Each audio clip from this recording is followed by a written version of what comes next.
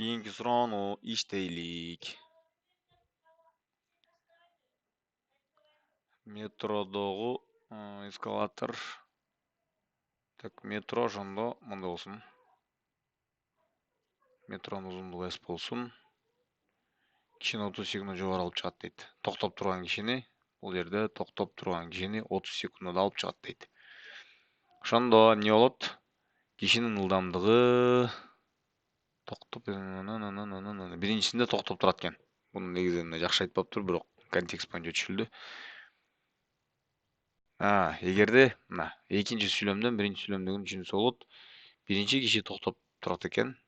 Демек U көбөйтүлгөн 30 барабар S биринчи теңдеме, экинчи теңдеме.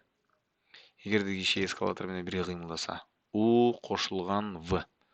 U эскалатордун ылдамдыгы, V мына кишинин ылдамдыгы. Көбөйтүлгөн 10 барабар S. Эми үчүнчүсү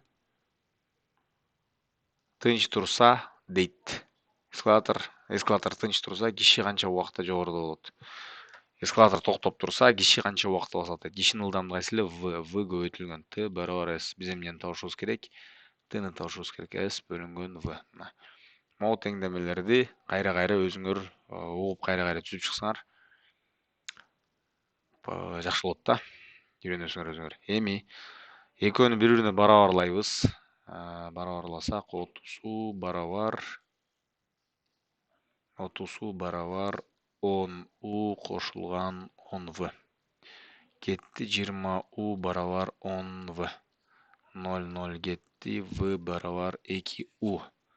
Болду. Эми бул жерден эле бул жерге коюп туруп эле таап койсок болот.